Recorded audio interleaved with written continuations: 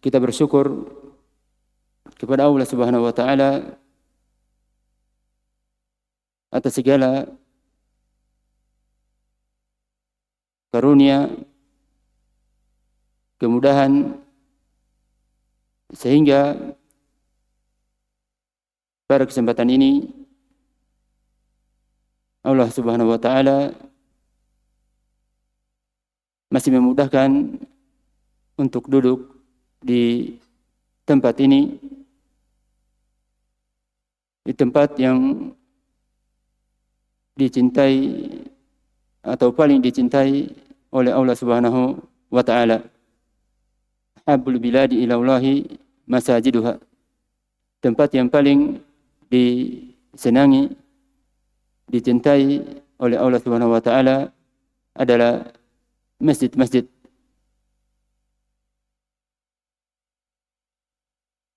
Dan alhamdulillah, di saat seseorang menuntut ilmu, menghadiri majelis-majelis ilmu, maka ini merupakan sebab kokohnya agama kaum muslimin, begitu pula dunia mereka. Oleh karena itu, Az-Zuhri rahimahullah ta'ala berkata, kana ulama'una man mada yaqulun al-i'tisamu bi sunnati najah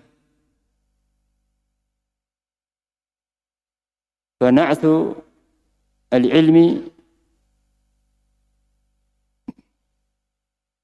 sabatu din wa dunya wa dhahabu al-ilmi dhahabu dzalika kulli. Bahwa beliau mengatakan, Zuhri rahimahullah ta'ala, ulama-ulama terdahulu, Az-Zuhri seorang tabi'i, yang beliau maksudkan adalah para sahabat. Ulama-ulama terdahulu, yakni para sahabat, mengatakan al-i'tisamu bi sunnati najah. I'tisam, berpegang teguh dengan sunnah, dengan dalil dari Al-Quran dan sunnah, itu merupakan keselamatan, keberuntungan. Fa na'su al-ilmi, maka hidupnya ilmu, tersebarnya ilmu di kalangan kaum muslimin, maka itu sabatu din wa dunia, merupakan sebab kokohnya agama kaum muslimin dan dunia mereka. Fadhahabu dhalik, fadhahabu ilmi, dhahabu dhalika kulli. Dan hilangnya ilmu, tersamarkannya ilmu syar'i, maka itu merupakan sebab hilangnya agama kaum muslimin dan dunia mereka. Dan ini memang terbukti, kita lihat di zaman kita ini, di saat mayoritas kaum muslimin jauh dari agama mereka, tidak mau menghadiri majelis-majelis ilmu, tidak mau menuntut ilmu, maka agama kaum muslimin lemah. Salah satunya adalah kalau kita melihat keadaan di sekitar kita dengan tersebarnya zina. Tersebarnya zina, pacaran, hamil di luar nikah, dan lain sebagainya, ini adalah merupakan tanda lemahnya agama kaum muslimin. Dan ini tentunya sebab yang paling utama adalah jauhnya kaum muslimin dari agama Allah Subhanahu wa taala, dari ilmu. Seandainya mereka mengetahui ilmu akan bahayanya, akan haramnya zina tersebut, maka tentunya mereka akan menjauhi hal tersebut. Maka seseorang bersyukur kepada Allah Subhanahu wa taala di saat dimudahkan untuk hadir di majelis-majelis seperti ini, atau kalau berhalangan dia mendengarkan di internet dan lain sebagainya, sehingga dia bisa mendapatkan faedah dari ilmu. Kaum muslimin wa muslimat rahimani rahimakumullah, kita lanjutkan pelajaran kita berkaitan dengan adab-adab menuntut ilmu yang mana sebelumnya telah kita melewati sejumlah adab yang mana jika seorang muslim beradab dengan adab tersebut, maka tentunya dia akan mendapatkan kebaikan di dunia dan di akhirat. Di antara yang kita sebutkan sebelumnya atau yang beliau sebutkan adalah bahwa ilmu itu merupakan ibadah. Ilmu merupakan ibadah. Jadi di saat antum datang dari rumah, datang dari kamarnya, dari sakanya, maka ketahuilah, niatkan ya bahwa engkau sedang beribadah, sedang berjalan untuk beribadah, dan sehingga ibadah tersebut, jalannya antum tersebut itu bernilai sebagai ibadah di sisi Allah Subhanahu wa taala. Nah, dan ibadah tentunya harus didasari dengan ikhlas, mengharapkan apa yang ada di sisi Allah Subhanahu wa taala, kemudian dengan mutaba'ah, mengikuti Rasulullah sallallahu alaihi wasallam. Adab yang kedua yang kita telah baca adalah hendaknya kita berjalan di atas jalannya salaf. Di atas jalannya salaf, yakni jalannya para sahabat dan yang mengikuti mereka dengan baik. Dan tidak ada kebaikan bagi seseorang jika tidak berjalan di atas jalannya para sahabat. Adab yang ketiga adalah kita khasyah, takut kepada Allah Subhanahu wa taala dimanapun kita berada, sehingga dengan itu kita senantiasa menjalankan kewajiban dan menjauhi kemaksiatan. Perkara adab yang keempat yang kita telah baca adalah hendaknya kita selalu meraqabah kepada Allah Subhanahu wa taala, selalu merasa terawasi, merasa diawasi oleh Allah Subhanahu wa taala. Gerak-geri kita, salat kita, perkataan kita, perbuatan kita, semuanya dilihat oleh Allah Subhanahu wa taala. Maka dengan itu seseorang, apalagi seorang penuntut ilmu, dia akan ikhlas di dalam beribadah, mengharapkan apa yang ada di sisi Allah Subhanahu wa taala. Adab yang kelima adalah berkaitan dengan seseorang itu tawadhu', merasa rendah diri, ya, tidak merasa dia orang yang paling bertakwa, orang yang paling berilmu, orang yang paling beriman, paling kuat imannya dan lain sebagainya. Sehingga dengan adab ini seseorang akan menghormati ya kaum muslimin secara umum dan tidak sombong dan lain sebagainya.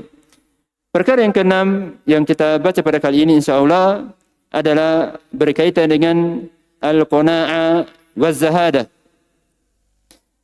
Al-qanaa'ah ya yang dimaksudkan adalah ridha, rela dengan apa yang diberikan oleh Allah Subhanahu wa taala.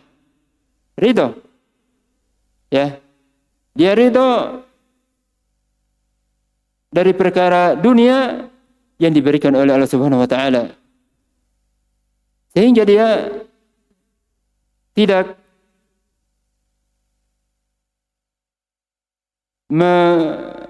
ingin mengambil harta orang lain, dikarenakan dia merasa cukup dengan apa yang ada atau apa yang diberikan oleh Allah Subhanahu wa taala. Itu qanaah. Oleh karena itu Rasulullah sallallahu alaihi wasallam bersabda dalam hadis Abdullah bin Amr radhiyallahu anhuma yang diriwayatkan oleh Imam Muslim, bahwa Rasulullah sallallahu alaihi wasallam bersabda, qad aflaha man aslam. Qad aflaha man aslam wa ruziqa kafafa wa qanna'ahu lahu bima atah. Sungguh telah beruntung, qad aflah man aslam, dia masuk Islam,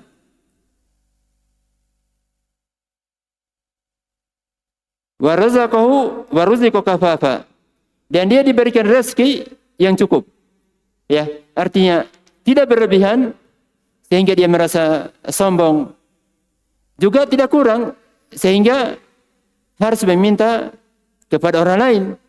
Jadi itu yang dimaksud dengan wa ruziqa kafafa, diberikan rezeki yang cukup, tidak berlebihan sehingga dia merasa sombong, dan tidak kurang sehingga dia mengharuskan untuk meminta-minta kepada orang lain. Wa qanna'ahu lahu bima atah, dan Allah Subhanahu wa taala menjadikannya merasa cukup ya dengan apa yang Allah Subhanahu wa taala berikan kepadanya. Maka ini telah beruntung. Yang pertama tadi dia muslim, kemudian diberikan rezeki yang cukup, tidak berlebihan, tidak juga kurang. Yang ketiga, qanaah. Wa qanna'ahu lahu bima atah.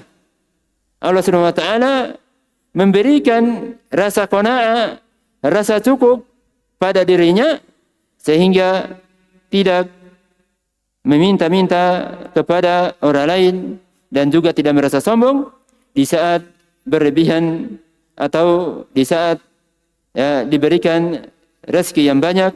Dikarenakan kebanyakan manusia jika memiliki harta yang banyak, maka mereka akan merasa sombong, merasa berlebihan, merasa lebih, dan lain sebagainya. Kemudian berkata al-mu'alifu rahimahullah ta'ala, waz-zahadah. Zahadah itu zuhud, yani zuhud di sini, zuhud.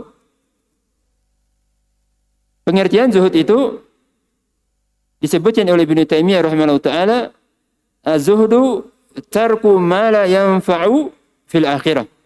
Ya. Ibnu Taimiyah mengatakan zuhud itu meninggalkan perkara yang tidak bermanfaat pada hari kiamat. Ya. Jadi di sini dia meninggalkan keharaman, perkara yang haram, meninggalkan perkara yang makruh, dan perkara yang mubah, ya, yang boleh-boleh saja, tapi tidak bermanfaat untuk akhiratnya. Itu zuhud. Ya, meninggalkan perkara yang haram, perkara yang makruh, dan perkara yang boleh dilakukan tapi tidak bermanfaat. Itu namanya zuhud. Kemudian di sana juga ada ya, yang lain, yaitu al-wara'. Mungkin antum ya, biasa mendengarkan wara', ya, al-wari', ya. Nah, al-wara' itu tarku ma takhafu dararahu fil akhirah. Meninggalkan ya sesuatu yang engkau khawatir, ya, takhafu dararah. Khawatir, takut akan akibatnya pada hari kiamat. Ya. Jadi wara' meninggalkan perkara yang dia ada berbahaya. Berarti dia meninggalkan perkara yang haram atau perkara yang syubhat. Ya. Perkara yang haram atau perkara yang syubhat. Adapun yang zuhud tadi meninggalkan yang haram, syubhat, dan perkara yang boleh tapi tidak bermanfaat. Jadi tingkatan zuhud itu lebih tinggi daripada tingkatan apa? Wara'. Kalau zuhud meninggalkan semuanya, ya, termasuk perkara yang boleh tapi tidak bermanfaat, dia tinggalkan. Itu namanya berarti zahid. Dan kalau wara' hanya meninggalkan perkara yang berbahaya. Apa itu? Perkara haram, yang haram, dan perkara yang syubhat, yang tidak diketahui apakah dia haram atau tidak. Nah, ثم قال المؤلف رحمه الله تعالى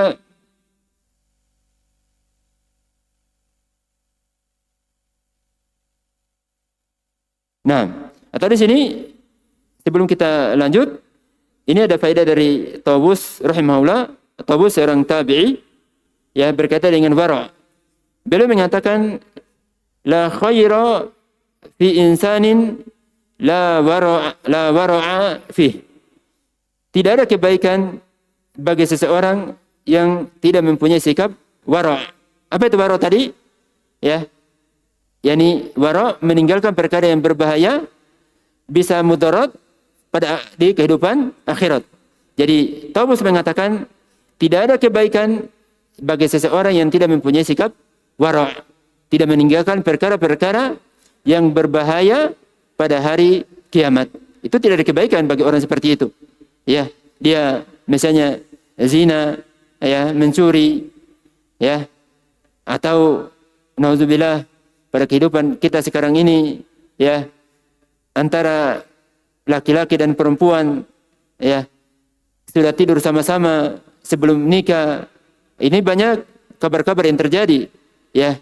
Ya, rasanya hati kita itu ya sedih, menangis, ya, di saat mendengarkan sebagian dari kaum muslimin, ya, sebagian dari para pemuda dan pemudi melakukan hal-hal seperti ini. Perlakuan yang sangat, ya, sangat berbahaya, ya, sangat, ya, rusak, sangat jelek, sangat akibatnya sangat buruk pada kehidupan dunia seorang muslim. Dan itu merupakan sebab-sebab, ya, hancurnya sebuah negara, ya, hancurnya sebuah daerah, musibah dan lain sebagainya dikarenakan perbuatan-perbuatan tersebut. Ya. Jadi kalau seseorang tidak punya wara', itu tidak ada kebaikannya sebagaimana disebutkan oleh Tawus rahimahullahu ta'ala. Kemudian beliau mengatakan at-tahalli bil qanaati waz zahadah. Berhias, beradab dengan rasa qanaah, rasa cukup, waz zahadah, dan zuhud. Ya. Zuhud yang beliau maksudkan di sini, atau terkadang kata zuhud dan wara' itu maknanya di sebagian para ulama memanakan dengan makna yang sama. Ya. Jadi beliau di sini menyebutkan makna zuhud dengan makna wara', ya, lebih umum. Ya, meninggalkan yang haram dan meninggalkan yang syubhat. Kita baca.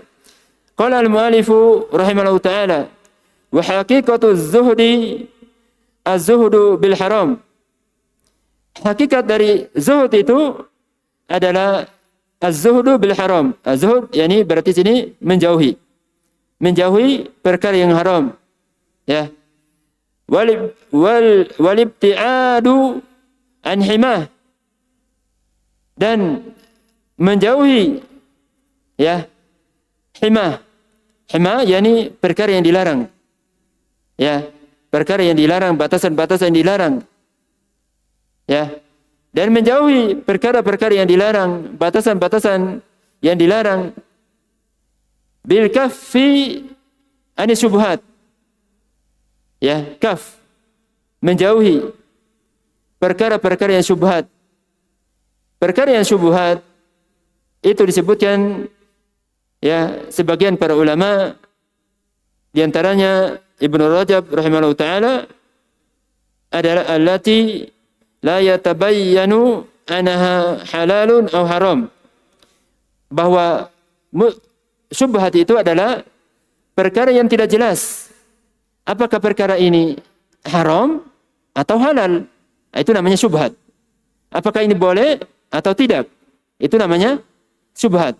Jadi di sana ada perkara yang jelas-jelas boleh. Ya, misalnya jual beli. Itu sudah ma'ruf, sudah diketahui secara umum. Itu namanya, ya, perkara yang jelas dibolehkan. Ya. Perkara yang kedua adalah perkara yang sudah jelas diharamkan. Seperti apa? Zina. Ya, zina itu, ya, berhubungan tanpa disertai dengan pernikahan yang sah secara syar'i. Ya, ini jelas-jelas. Ya, tidak ada kaum muslimin yang mengatakan bahwa itu halal, tidak ada. Di sana ada perkara yang tengah-tengah, pertengahan, yaitu syubhat. Tidak jelas kehalalan, tidak jelas apakah dia halal atau haram. Itu namanya syubhat. Itu namanya syubhat. Dan menjauhi perkara syubhat ini, ya, ini merupakan atau seseorang itu telah menjaga agamanya dari keharaman dan juga menjaga kehormatannya, harga dirinya. Ya. Dikarenakan kalau dia melakukan keharaman, maka agamanya rusak. Berzina, agamanya rusak. Atau ini syubhat di sini, syubhat yang belum jelas. Ya. Begitu pula, ya, kalau dia melakukan perkara syubhat yang tidak jelas, maka dia akan dicelah oleh orang lain. Oleh karena itu Rasulullah sallallahu alaihi wasallam bersabda dalam hadis Nu'man radhiyallahu anhu yang diriwayatkan oleh Bukhari dan Muslim, "Faman ittaqa syubuhati faqad istabra'a li dinihi wa 'irdihi." Barang siapa menjauhi perkara syubhat yang belum jelas apakah dia haram atau halal, ya, maka orang ini telah menjaga agamanya, ya, dan juga menjaga harga dirinya, kehormatannya, ya. Barang siapa menjaga atau menjauhi perkara yang syubhat, yang tidak jelas, ya, yang tidak jelas. Tsumma qala al-mu'allif rahimahullahu ta'ala wa an tatallu'i ila ma fi aidinas, ya, dan mencari-cari, menginginkan apa yang ada apa yang dimiliki oleh manusia, ya. Sebagian orang meminta-minta kepada manusia, ya, padahal ada, ya, dia cukup misalnya, tapi dia meminta dikarenakan itu sudah menjadi menjadi kebiasaan, menjadi mata pencahariannya, ya. Maka ini tentunya, ya, merupakan perkara yang jauh dari, ya, adab yang baik dalam Islam. Dikarenakan meminta-minta itu tidak boleh kecuali disebut dua perkara. Perkara yang pertama adalah seseorang itu sama sekali tidak mempunyai harta, dalam arti makan pun tidak bisa makan, tidak sama sekali, butuh sekali, dalam keadaan darurat, maka ini boleh meminta. Ya, telah datang hadis dari Rasulullah SAW. Perkara yang kedua, kalau dia meminta kepada pemerintah, penguasa, itu boleh tapi dengan syarat, ya, tanpa syarat, artinya tidak menjadikan agamanya itu rusak, ya. Misalnya dia meminta kepada penguasa tapi dia dengan syarat kamu harus cukur jenggotnya, ya, saya kasihkan uang 10 juta harus cukur jenggot, atau misalnya jangan ikut talim, ya, berarti ini tidak boleh mengambil dari penguasa kalau dengan syarat-syarat yang bisa menjauhkan seseorang dari agamanya. Nah, itu, ya, perkara yang perlu dijauhi bagi seseorang yang bersikap zuhud dan wara'. Kemudian berkata al-mu'allifu rahimahullahu ta'ala, wa yu'tharu anil imam Syafi'i rahimahullahu ta'ala, ya, dan datang asar yakni perkataan dari Imam Syafi'i, ya. Beliau mengatakan Imam Syafi'i rahimahullahu ta'ala, lau awsa insanun li'aqalin nas surifa ila zuhad. Jika seseorang berwasiat, jadi dia berwasiat saya berwasiat uang ini 10 juta untuk orang yang paling berakal. Untuk orang yang paling berakal. Kepada siapa diberikan uang tersebut? Siapa yang paling berakal? Beliau sini menyebutkan surifa ila zuhad. Maka uang 10 juta itu diberikan kepada orang yang zuhud. Kenapa ya? Ya, dikarenakan orang yang zuhud itu meninggalkan ya yang perkara yang haram, perkara ya syubhat, perkara yang tidak bermanfaat, itu orang yang berakal. Kalau orang yang melakukan kemaksiatan, ya, melakukan dosa, apakah dia berakal? Tidak. Tidak berakal. Oleh karena itu pada hari kiamat nanti orang-orang yang melakukan kemaksiatan, kekafiran dan kemaksiatan lainnya, mereka akan mengaku bahwa mereka tidak berakal. Ya. Ya, mereka mengaku bahwa mereka tidak berakal. Nah,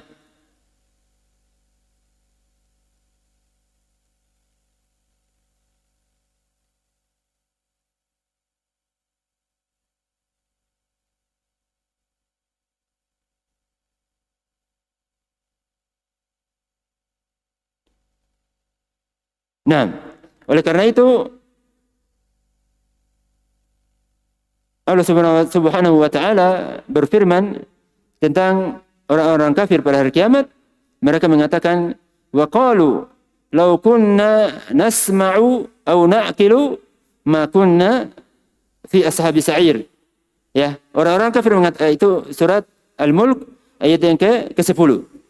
Mereka mengatakan, kalau kami dahulu itu mempunyai pendengaran, ya, pendengaran yang bisa memberikan manfaat.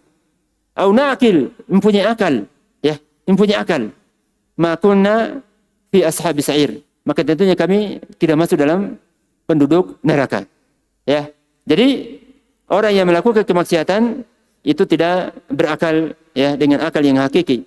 Walaupun kita melihat sekarang misalnya orang yang bisa apa istilahnya mereka bisa membuat pesawat, ya, pesawat atau mobil, ya, mobil yang mewah dan lain sebagainya, tapi hakikatnya itu adalah perkara dunia, ya, tidak berakal dengan akal yang hakiki yang bisa memberikan manfaat kepada mereka pada hari kiamat.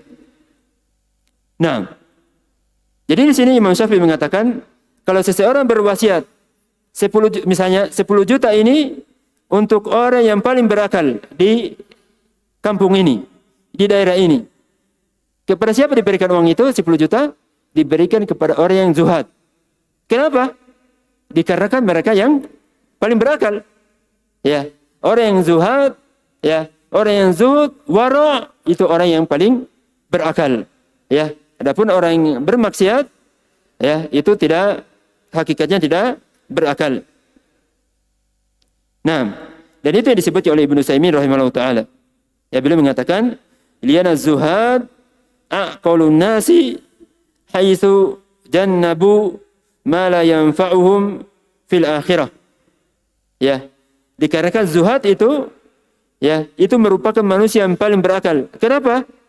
Dikarenakan haitsu jannabu, mereka menjauhi, ya, ma la yanfa'uhum fil akhirah, perkara yang tidak bermanfaat pada kehidupan akhirat kelak.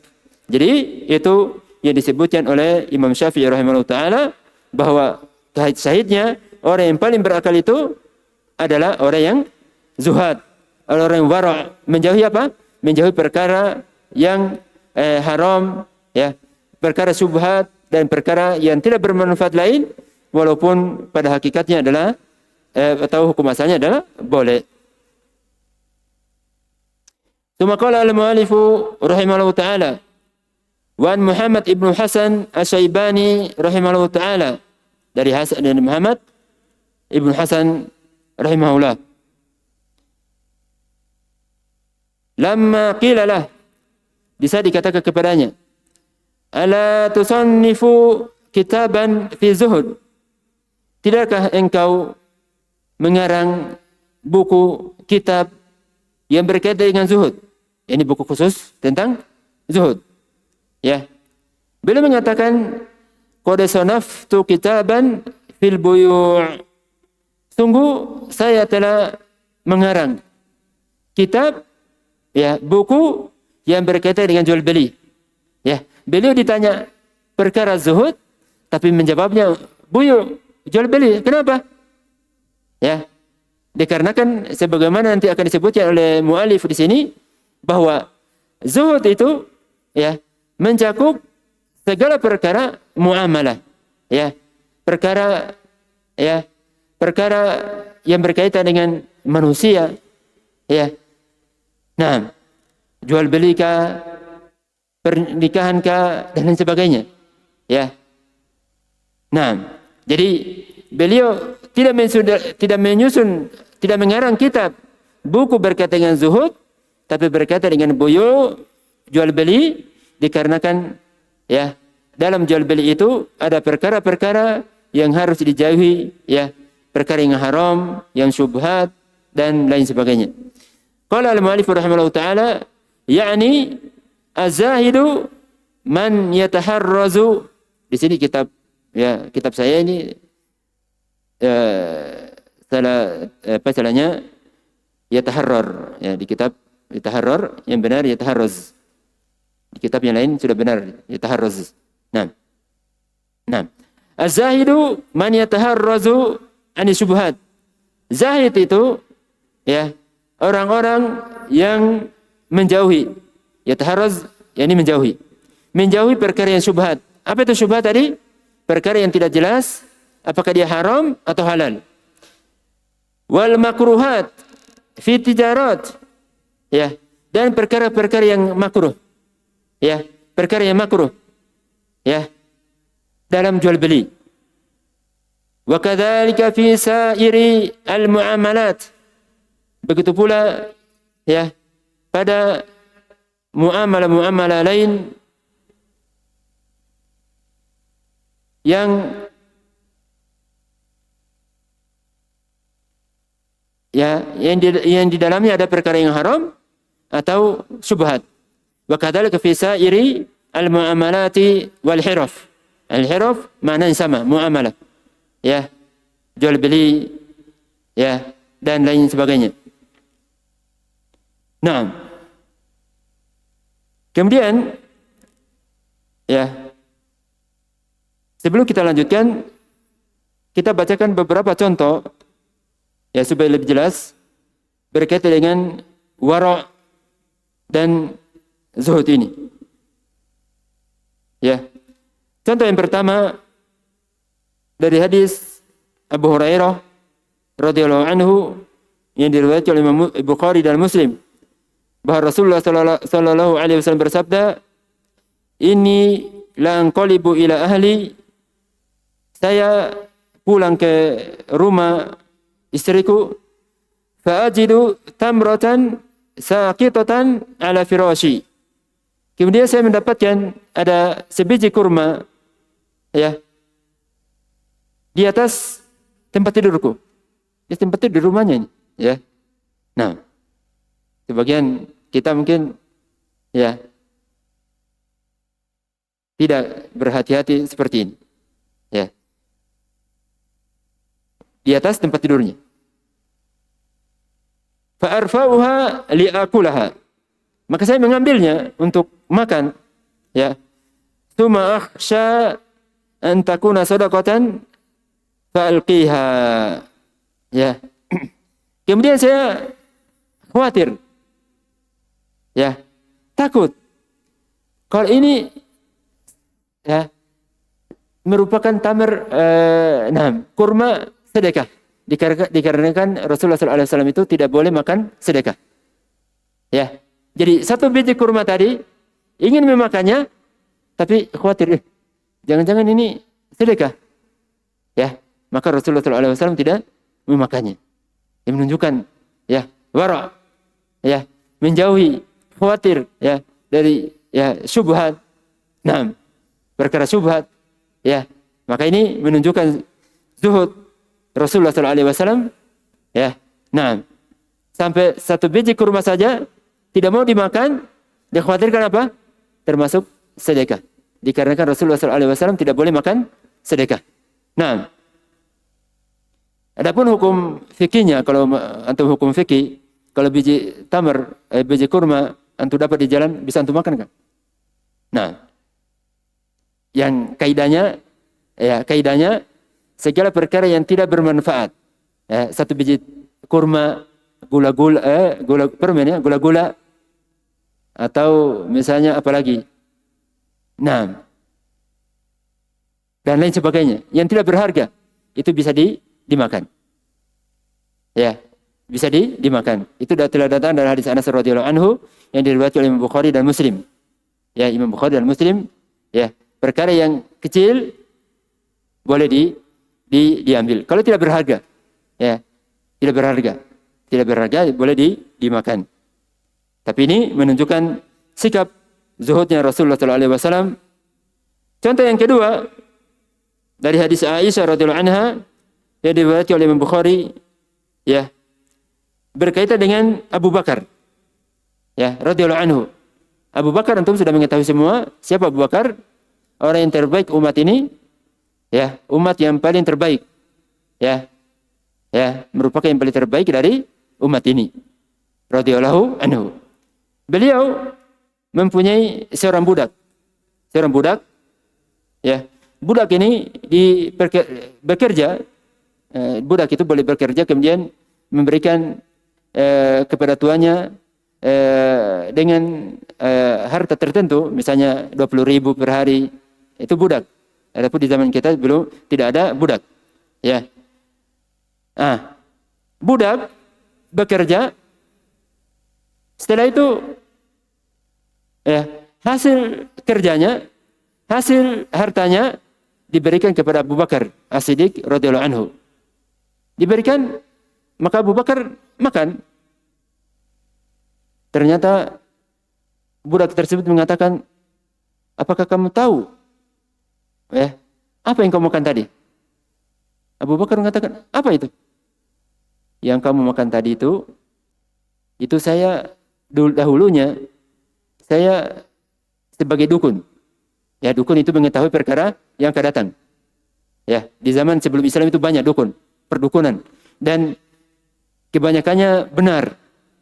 Ya, jadi dia mengatakan dahulu itu saya sebagai, ya, dukun, dan saya tidak mempunyai keahlian tentang perdukunan. Hanya saja saya katakan seperti itu, dan ternyata benar. Ya, benar apa yang saya katakan kepadanya. Maka itulah, ya, orang tersebut memberikan saya harta dari perdukunan tersebut. Ya. Maka Abu Bakar As-Siddiq, apa dilakukan Abu Bakar As-Siddiq radhiyallahu anhu? Beliau memasukkan tangannya ke di lidahnya supaya keluar itu segala makanan yang dia makan dari hasil budaknya. Hasil apa tadi? Perdukunan. Ya, dia keluarkan itu semua makanan itu. Ya, adapun di kehidupan kita atau sebagian dari kaum muslimin di zaman ini, ya, harta itu yang datang, baik itu korupsi, baik itu hasil curian, baik itu apa, makan semua. Ya, naudzubillah. Nah, itu sebagian dari kaum muslimin, naudzubillah. Semoga Allah Subhanahu wa taala memperbaiki kaum muslimin dimanapun mereka berada. Ya, ini Abu Bakar. Ya, ini permasalahan yang telah lalu. Ya, telah lalu. Ya, sebelum Islam ini dia lakukan ini budaknya. Maka tetapi setelah Abu Bakar mengetahui ini, dikarenakan, ya, telah dilarang oleh Rasulullah SAW memakan apa hasil dari perdukunan. Jadi misalnya dukun, ya, dia menjadi dukun, kemudian dia, ya, mendapatkan harta dari perdukunan tersebut, itu tidak boleh dimakan, haram dimakan. Ya, telah disebut oleh Rasulullah SAW. Nah, maka Abu Bakar dengan mengetahui hal ini, sebagai bentuk zuhud, wara', berhati-hati, ya, jangan sampai ini bermudarat kepada beliau, maka beliau memasukkan misalnya, mengeluarkan seluruh makan tersebut. Ya, nah, maka bagi kita, ya, menjauhi perkara-perkara yang bisa merusak agama kita, dan semoga kaum muslimin juga seluruhnya untuk menjauhi ya perkara-perkara yang diharamkan oleh Allah Subhanahu wa taala.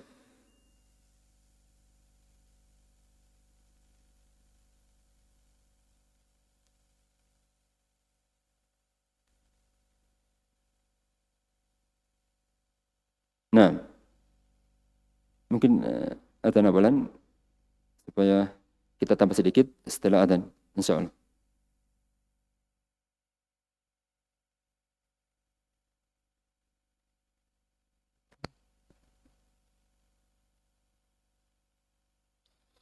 الله أكبر الله أكبر الله أكبر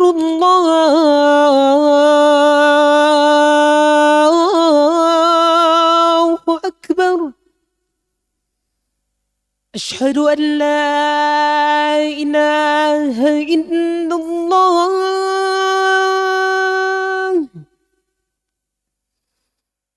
أشهد أن لا إله إلا الله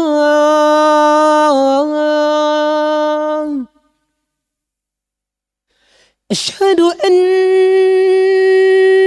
محمد رسول الله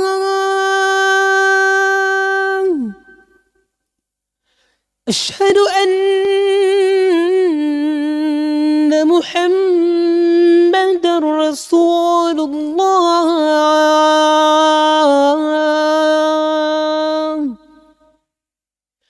حي على الصلاة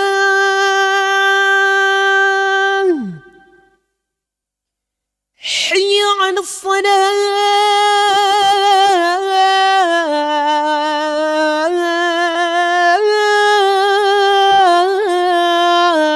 الصلاة حي على الفلاح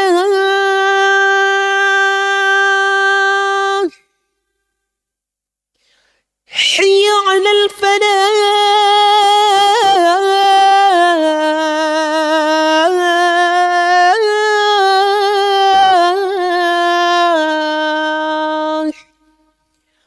الله أكبر الله أكبر لا إله إلا الله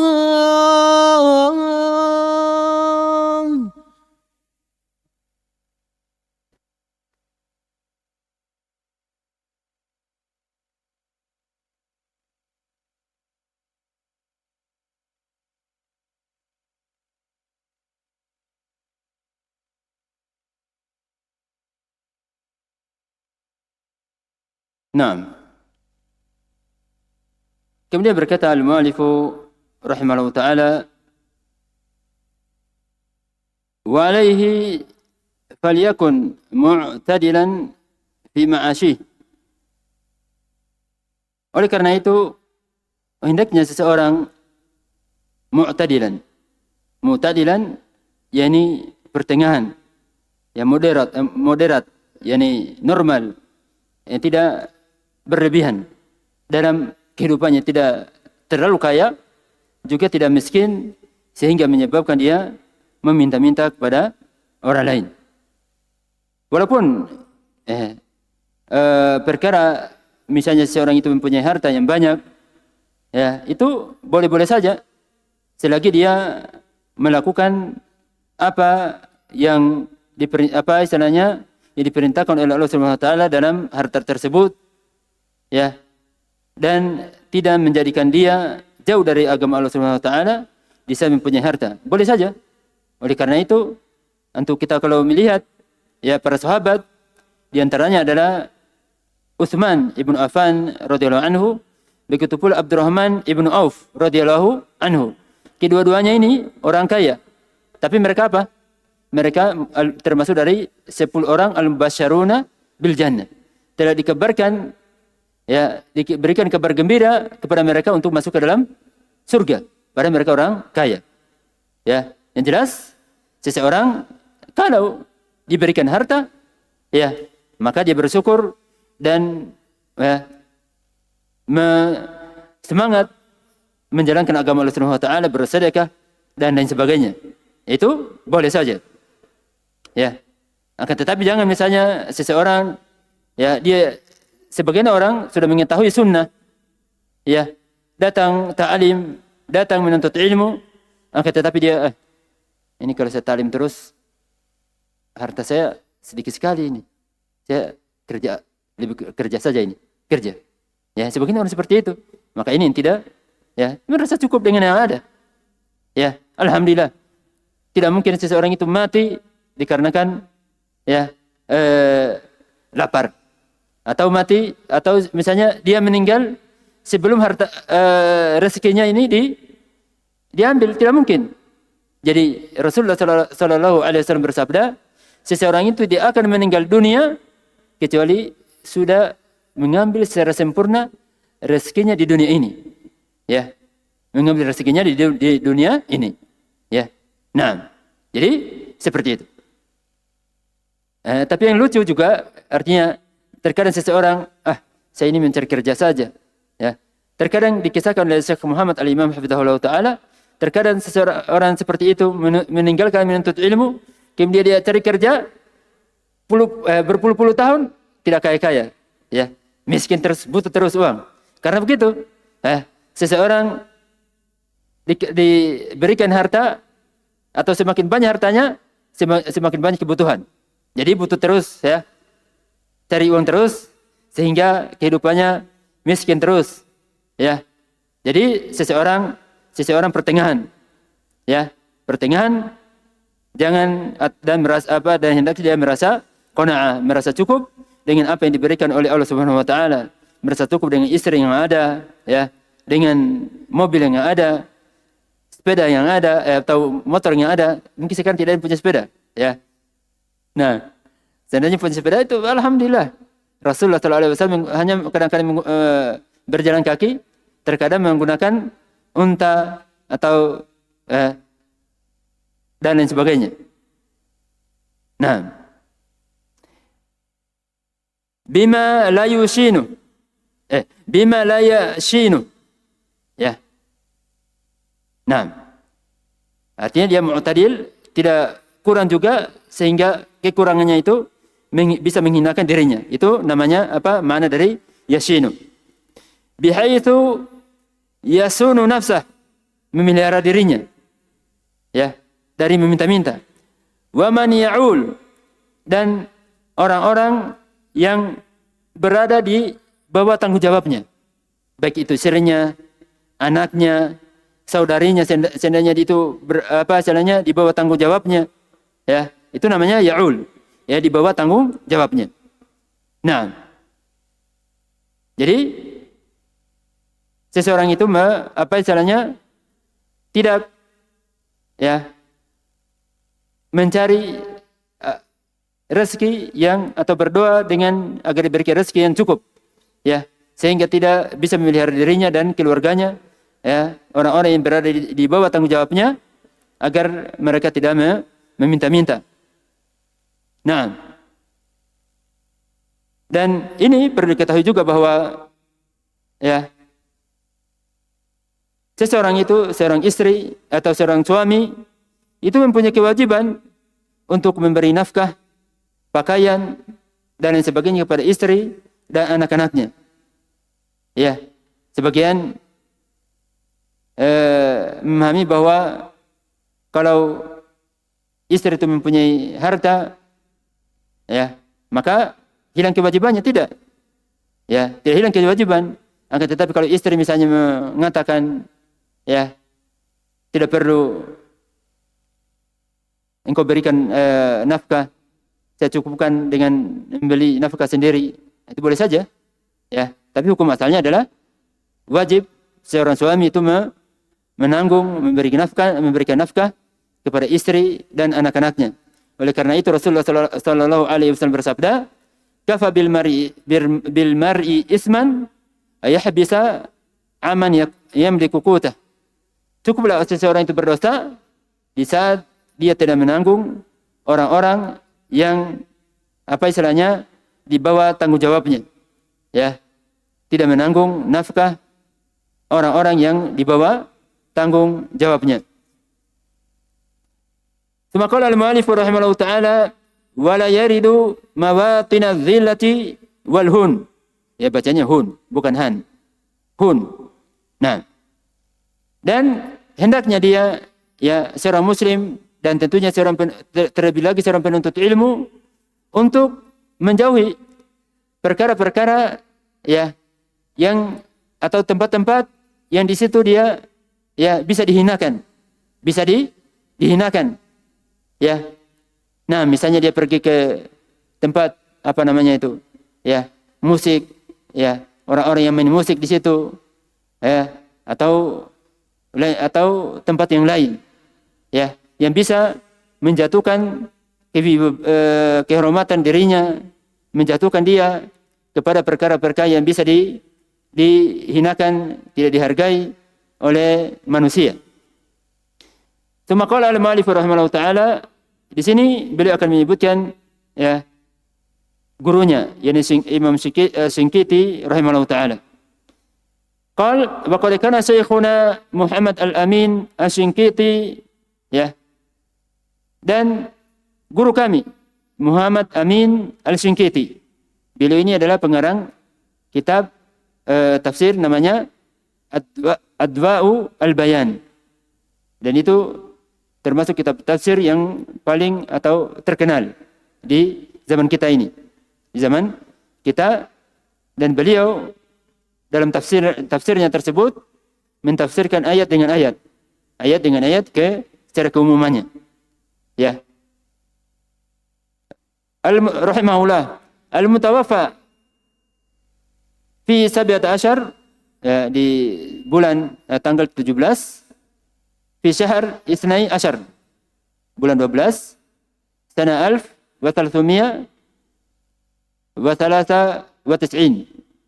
ya, pada bulan tanggal 17 bulan 12 tahun 1393. Nah, mutaqallilan minad dunya. Ya. Sedikit dari perkara dunia, hartanya sedikit. Ya. Hartanya sedikit. Mencari ya dari perkara dunia hanya sedikit. Wa qad syahadtuhu la ya'rifu fi'ati al-umlati al-waraqiyah.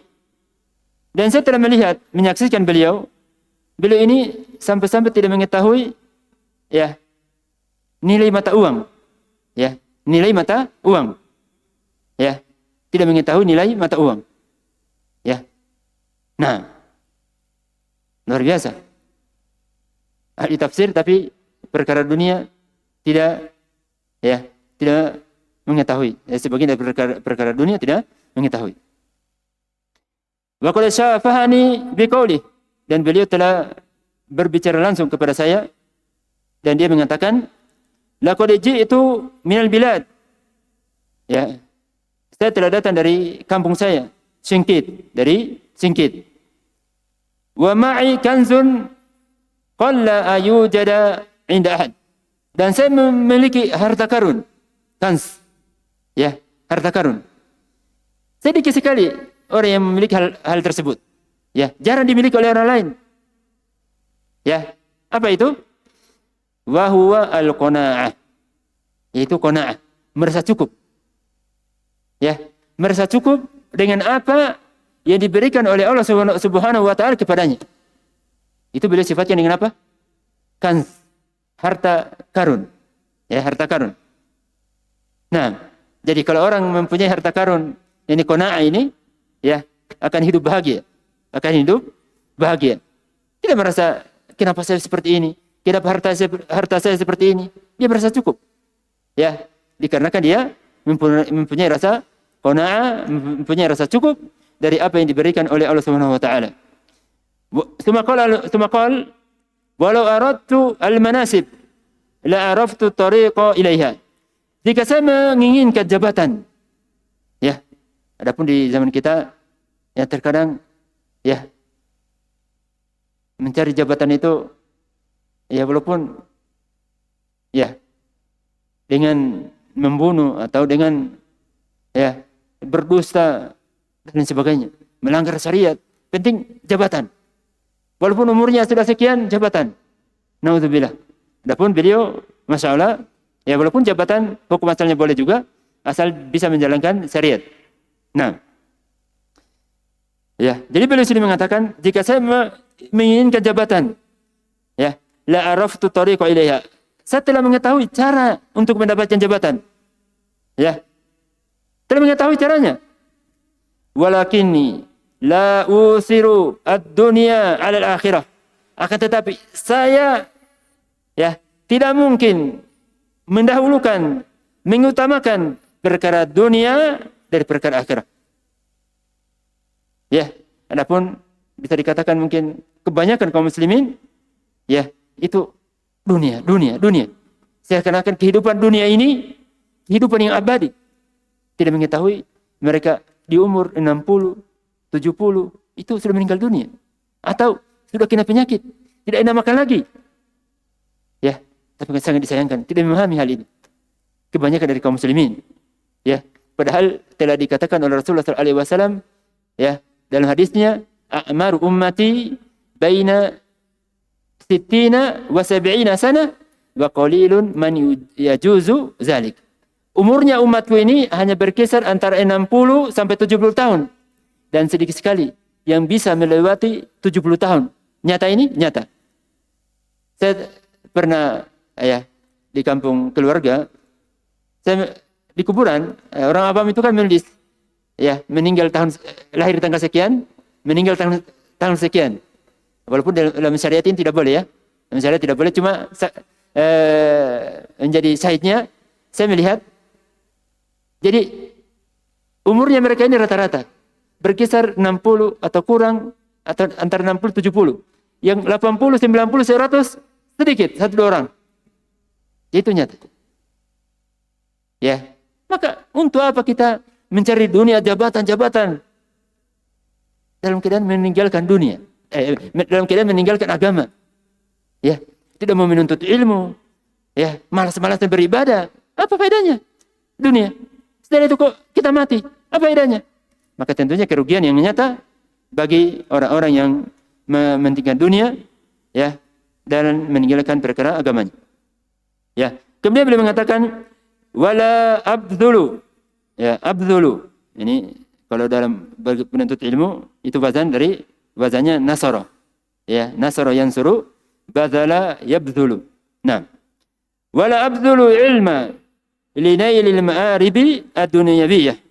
Dan saya tidak mengorbankan ilmu, ya, untuk mendapatkan perbendaharaan dunia, ya, harta dunia, jabatan dan lain sebagainya.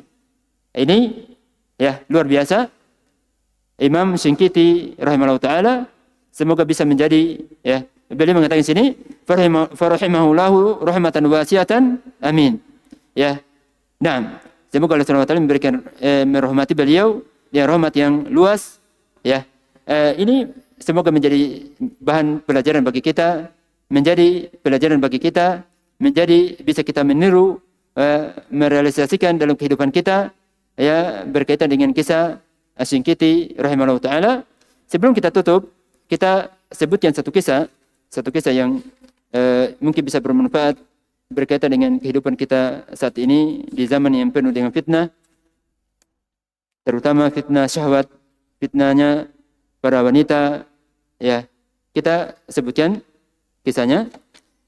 Kisah ini hadis dari hadisnya Abu Umamah radhiyallahu anhu yang diriwayatkan oleh Imam Ahmad dan disahihkan oleh Syekh Al-Albani dan Syekh Al-Wadi'i. Dalam kisah tersebut mengatakan, inafatan syaban ata Nabiya sallallahu alaihi wasallam. Ada seorang pemuda, ya, mendatangi Rasulullah sallallahu alaihi wasallam. Faqala ya Rasulullah, idzan li bizina. Ya Rasulullah, izinkan saya, bolehkan saya untuk berzina. Luar biasa, ya. Nah, luar biasa. Nah, permintaannya. Ya. Nah. Faqbala alaihi alqaum fazajaruh. Maka para sahabat ya mendatanginya, memarahinya. Ya, kita fitrah. Ya, fitrah. Bahwa zina itu tidak diterima secara akal. Tetapi sangat disayangkan. Di zaman kita ini ya luar biasa. Ya. Terkadang Allah musta'an sedih rasanya. Ada berita-berita seperti itu, ya. Nah, kehidupan bebas antara pemuda dan pemudi sebelum nikah, ya, sudah bersama. Ya, semoga kita diselamatkan dari fitnah ini dan semua kaum muslimin diselamatkan dari fitnah yang sangat keras ini, sangat dahsyat, ya. Maka, ya, mereka mengatakan, mah, tinggalkan. Apa yang kau katakan ini? Ya. Maka Rasulullah SAW mengatakan, udinu, wadana minhu qariba. Mendekat. Ya. Maka dia mendekat. Ini juga ya sikap akhlak yang mulia yang dimiliki oleh Rasulullah SAW. Ya. Tidak. Kenapa kamu seperti ini? Tidak. Ke sini. Ya. Tidak mengkasarinya. Ya. Maka begitu pula kalau kita ada teman kita kaum muslimin yang masih awam, yang baru belajar, melakukan kesalahan kita, seperti ini dengan cara yang baik, ya. Cara yang baik supaya tidak lari dari agama Allah Subhanahu wa taala. Qala fajalas, maka dia duduk pemuda tersebut. Maka Rasulullah SAW ya ingin mengajarkan perkara yang dengannya bisa dia tinggalkan dengan sendirinya zina tersebut. Maka Rasulullah SAW bersabda, atuhibbuhu li ummik? Apakah zina ini? Kalau zina ini dilakukan kepada ibumu, apakah engkau senang? Jawabannya, apakah dia senang? Ada seorang muslim yang senang untuk ibunya itu dizinahi? Tidak ada. Ya, tidak ada. Nah, makanya seorang muslim hendaknya, seorang manusia memahami ini. Ya. Kalau dia ingin berzina, pikirkan apakah dia senang kalau ibunya itu dizinahi, anaknya berzina? Naudzubillah, tentunya tidak ada yang senang. Maka orang yang tersebut, la wallah. Ya. Demi Allah, saya tidak senang. Maka Rasulullah SAW mengatakan, walan nasu yuhibbunahu li ummahatihim. Begitu pula manusia.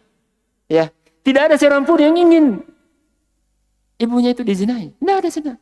Orang kafir pun. Ya, sampai-sampai orang-orang yang berpemahaman dengan pemahaman nikah mut'ah. Ya, nikah mut'ah. Ya, mereka itu menjadikan itu agama. Ya, mut'ah. Itu kalau ditanya, bisa enggak mereka itu mut'ah sama anaknya, gadisnya, sama istrinya? Enggak ada yang mau itu. Seandainya dia mau, itu bohong aja itu dia. Ya. Nah, tipu daya saja. Mereka tidak ada yang mau kalau saya mut'ah dengan anak kamu. Karena ibadah ya nanti malam saya mut'ah sama anakmu. Tidak ada yang mau itu. Ya. Nah. Maka berkata lagi Rasulullah SAW, atuhibbuhu li ibnatik? Apakah kamu mau kalau ya kita itu anakmu berzina? Ya, anakmu berzina, dizinai. Ya. Maka orang tersebut, la wallah, demi Allah tidak. Saya tidak mau anak saya itu dizinahi. Maka beliau mengatakan, Rasulullah SAW bersabda, walan nasu yuhibbunahu li banatihim. Begitu pula manusia, tidak ada yang mau anak-anak mereka itu dizinahi. Ya, maka kita berpikir dengan akal yang matang, akal yang baik. Di samping kita memikirkan akibatnya pada hari kiamat, kita pikirkan bahwa kita tidak senang kalau anak kita itu dizinahi. Ya. Nah.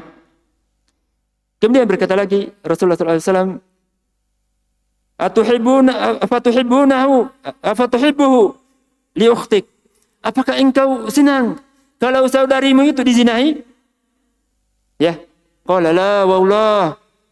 Tidak demi Allah. Maka Rasulullah SAW berkata kepadanya, wan annasu la yuhibbunahu li akhawatihim. Begitu pula manusia tidak senang saudara-saudari mereka itu dizinai. Ya, tidak ada senang. Ya, tidak ada senang. Kecuali mungkin sudah akalnya rusak, baru dia senang itu anak saudarinya itu dizinai. Ya, selagi dia masih akalnya masih bagus, tidak ada yang senang. Ya, maka berkata lagi Rasulullah SAW, apa tuhibbuhu li ammatik? Amma itu saudarinya bapak, ini bibi. Ya, tapi bibi dari pihak bapak, namanya itu amma. Ya, maka orang tersebut mengatakan, la wallah, tidak, demi Allah, saya tidak senang kalau bibi saya itu dizinai. Ada yang bersenang? Ya, tidak ada senang, tidak ada senang. Ya, bibi kita dizinai, berzina, tidak ada yang senang. Ya, maka Rasulullah SAW mengatakan, walan nasu yuhibbunahu li ammatihim. Begitu pula manusia, tidak ada yang senang untuk dizinai, ya, bibi-bibi mereka. Kemudian berkata lagi Rasulullah SAW, apa tuhibbuhu li khalatik?